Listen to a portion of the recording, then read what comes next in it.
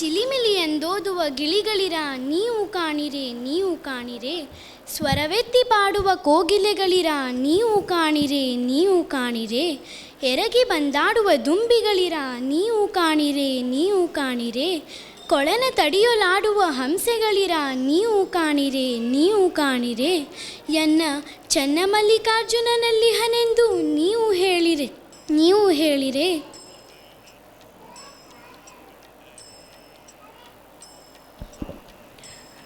ಅಕ್ಕ ಮಹಾದೇವಿ ಕಲ್ಯಾಣವನ್ನು ಪ್ರವೇಶಿಸಿ ಅನುಭವ ಮಂಟಪಕ್ಕೆ ಬರುತ್ತಾಳೆ. ಆಗ ಬಸವಣ್ಣ ಅವಳನ್ನು ಕಂಡು ಹರ್ಷಗೊಂಡು ಆಕೆಯನ್ನು ಬರಮಾಡಿಕೊಳ್ಳುತ್ತಾನೆ.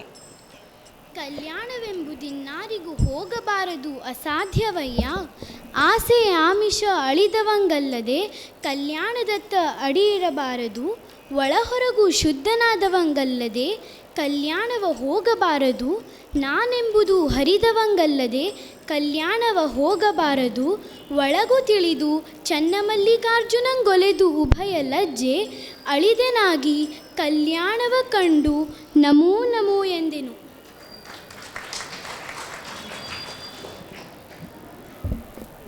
ಶರಣು ಬಸವಣ್ಣನವರೇ. ಶರಣು ಮಹಾದೇವಿ ತಾಯಿ.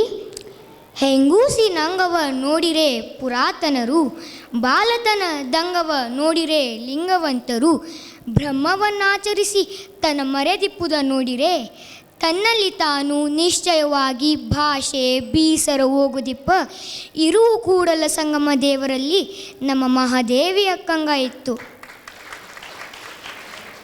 ಶಿಶುವೆನ್ನಬಹುದೇ ಈ ತಾಯಿಯನ್ನು, ಜಗವ ಬೆಳಗುವ ರವಿಯ ದೃಷ್ಟಿ ಕಿರಿದೆನ್ನಬಹುದೇ, ಭಾವ ಕಿರಿದೆನ್ನಬಹುದೇ, ಬಳ್ಳಲಿಂಗವಾದುದನು ಜಗವೆಲ್ಲವನ್ನು ಮೀರಿ ವೈರಾಗ್ಯದ ಅನುಭಾವದೆತ್ತರಕ್ಕೆ ಏರಿದ ಮಹಾದೇವಿ ಅಕ್ಕನನ್ನು ಕಿರಿಯಳೆನ್ನಬಹುದೇ ಕೂಡಲ ಸಂಗಮ ದೇವಯ್ಯ.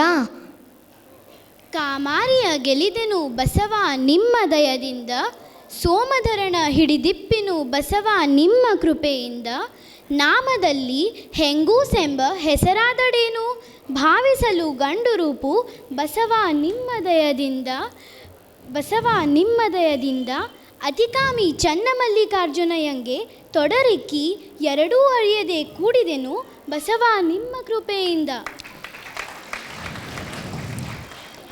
ಅಪ್ಯಾಯನಕ್ಕೆ ಅನುಭಾವವೇ ತೃಪ್ತಿ, ಅರಿವು ನೆರೆ ಕೂಡಿ ಆಚಾರವೇ ಪ್ರಾಣವಾಗಿಪ್ಪ, ಮತ್ಸ್ಯವ ನುಂಗಿದ ಮಾಣಿಕ್ಯದಂತೆ, ಮುತ್ತು ನುಂಗಿದ ನೀರಿನಂತೆ, ಕಣ್ಣಾಳಿ ನುಂಗಿದ ನೋಟದಂತೆ, ಬಯಲನೊಳಗೊಂಡ ಬ್ರಹ್ಮಾಂಡದಂತೆ, ಸ್ವಾನುಭಾವದಲ್ಲಿ ಅನುಭಾವಿಯಾದ ಮಹಾದೇವಿ ಅಕ್ಕನನ್ನು ನೋಡಿ ಪುನೀತನಾದೆ. ಮಹಾದೇವಿ ಅಕ್ಕನ ಶ್ರೀಪಾದಕ್ಕೆ ನಮೋ ನಮೋ ಎಂದೆನು.